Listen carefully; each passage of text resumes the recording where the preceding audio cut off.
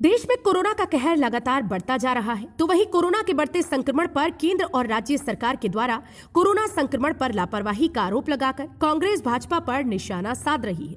उत्तराखंड में कोरोना संक्रमण के लगातार बिगड़ते हालात पर कांग्रेस नेता सुमित हृदयेश का कहना है कि कोरोना का दूसरा चरण बेहद ही खतरनाक है, लेकिन न ही केंद्र सरकार ने इसको गंभीरता से लिया और न ही राज्य की बीजेपी सरकार ने। सुमित हृदयेश ने कहा कि कोरोना का सबसे ज्यादा शिकार युवा पीढ़ी हो रही है, जहां एक और अन्य राज्यों में हुए चुनावों में केंद्र सरकार के द्वारा कोई सावधानी नहीं बरती गई, तो वहीं उत्तराखंड में हुए महाकुंभ में भी कोरोना गाइडलाइन को सही से लागू नहीं किया गया, जिसका नतीजा आज हम सब देख सकते हैं। सुमित ने कहा कि केंद्र के द्वारा कोरोना संक्रमण को रोकने के लिए कोई भी तैयारी नहीं की गई, बल्कि केंद्र का सारा ध्यान पश्चिम बंगाल चुनाव पर दिखाई दिया। अगर केंद्र सरकार वाकई में कोरोना को लेकर गंभीर होती तो आज देश में हालात इतने नहीं बिगड़ते। कोरोना का सेकंड वेव सबसे ज्यादा खतरनाक, सबसे ज्यादा अभी तो थर्ड वेव भी आएगी, कोई तैयारी तो है नहीं।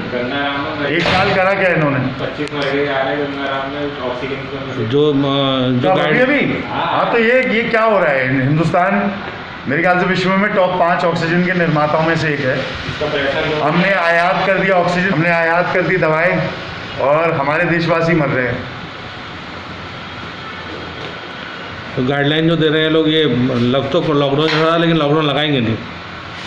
हाँ, ताकि इन पे वो ना आए, बोझ ना आए कि आर्थिक वो फिर से बैंकों को बोले कि किस्तों में रियायत दे। कैसे लोग किस्त पे कैसे देंगे किस्त अपनी? लोग कैसे बंद धंधे चलेंगे बताएं?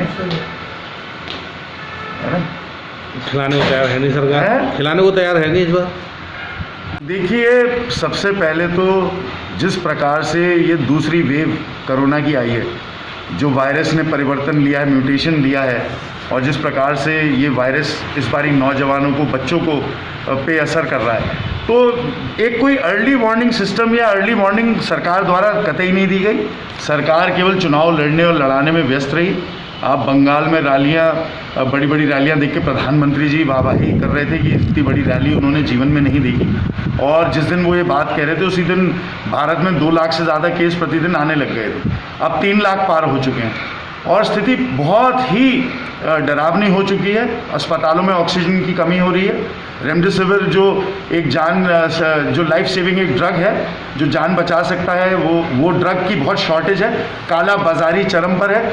ऑक्सीजन के कॉन्सेंट्रेटर से लेके, रेमडेसिविर इंजेक्शन से लेके अन्य जो महत्वपूर्ण दवाइयाँ हैं, वो 500-600 गुना ज़्यादा दाम में मार्केट में मिल रही है। अगर कोई गरीब आदमी इंजेक्शन लगवाना चाहे तो 2-2.5 लाख रुपए का उसे इंतजाम कराना पड़ेगा।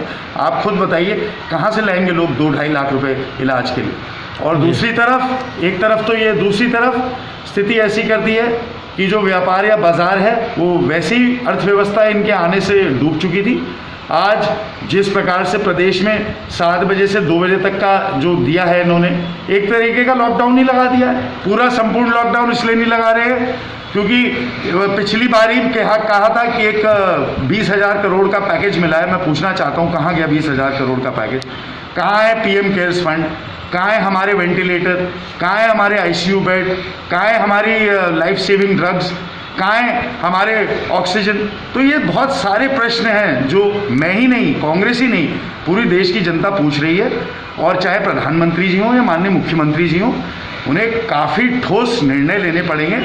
आर्थिक राहत भी देनी पड़ेगी, साथ साथ सांसें कैसे चलते रहें, कोरोना मरीज जो हो रहे हैं कोरोना से ग्रस्त, उनकी सांसें कैसे चलती रहें, उसके लिए चाहे ऑक्सीजन हो या दवाइयाँ हो, उनकी उपलब्धि सुनिश्चित करानी पड़ेगी। आप देख रहे हैं सक्षम न्यूज इंडिया, सबसे पहले सबसे तेज।